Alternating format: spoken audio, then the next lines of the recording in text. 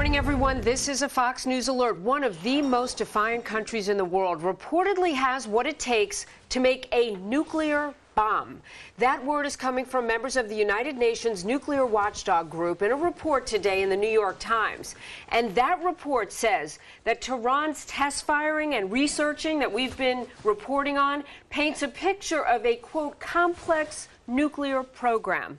Though there are questions over the completeness of the report, we're going to be talking about that quite a bit this morning. Hello, everyone. I'm Jamie Colby. And I'm Eric Shawn. The report comes as the head of the IAEA, that's the International Atomic Energy Agency, is right now in Iran. And he says Tehran is, quote, on the wrong side of the law by keeping a new uranium plant secret. Mohammed al-Baradei also saying there will be an inspection of the facility on October 25th. That is 3 weeks from today. And that raises the question, could that delay give Iran a 3-week head start to clean up any incriminating evidence? Al-Baradei urges cooperation instead of confrontation and says the U.S. and our allies should keep a skeptical eye on Iran's nuclear ambitions. For the latest, let's go to Fox's James Rose, who is in Washington. James? Well, good morning, Eric and Jamie. As you were just saying, we have something of a breakthrough to announce here in that Mohammed al-Baradei, head of the International Atomic Energy Agency, was in Iran this morning, appearing alongside the head of Iran's Atomic Energy Organization, saying they've come to an agreement that UN nuclear inspectors can visit this hitherto secret site outside the central holy city of Qom on October 25th. You raised the question about whether or not that could give the Iranians time to hide incriminating evidence there. That is doubtful. If the incriminating evidence would be evidence of highly enriched uranium suitable for making a nuclear weapon, they probably couldn't clean that up in 3 weeks. The question is whether Iran will provide the UN nuclear inspectors access to the people and documents who've been working at that site, and those types of things could very well be removed from the site, Eric. Yeah, is there a possibility of that? I mean, James, we've had reports in the past that Iran and other nations have just flattened facilities before the inspectors get there. I mean, Hans Blix said this is what Saddam Hussein did at the time. The UN inspectors were going in the front door while the Iraqis were taking stuff out the back door. Yeah, well, of course, as you know from covering the subject yourself, a nuclear weapons program, if that is indeed what Iran is building and has underway, is more difficult to hide when the cops are, if you will, are busting down the front door than, say, a bag of marijuana.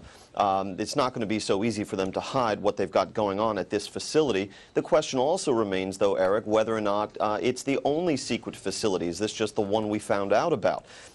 We also have this report from the IAEA. It's a draft report. It has not been officially released, and it basically states that Iran has all the information it needs and much of the material it would need to build a nuclear bomb, if that is their intention. As you know, Iran maintains it is not. Yeah, and James, one other final point. In one of the Iranian reactions, they say that they would reveal their facilities and more. I mean, is there a possibility that there are more facilities than just this one that so far has been made public? Yes, and Iran has a long history of concealing its nuclear activities and its nuclear work. It wasn't until 2002 when an exiled dissident group of Iranians released to the news media images of its pilot enrichment facility at Natanz, satellite imagery, that Iran came clean about that facility. Now, last week, they have come clean about a new secret facility. So it always begs the question about whether there is more than meets the eye. There has been, by the way, some American reaction to this report, this draft report at the IAEA, suggesting that Iran has everything it needs to build a nuclear weapon, from the UN ambassador, Susan Rice, who declined to comment specifically on the report, but also was asked about how close Iran is to obtaining a nuclear weapon.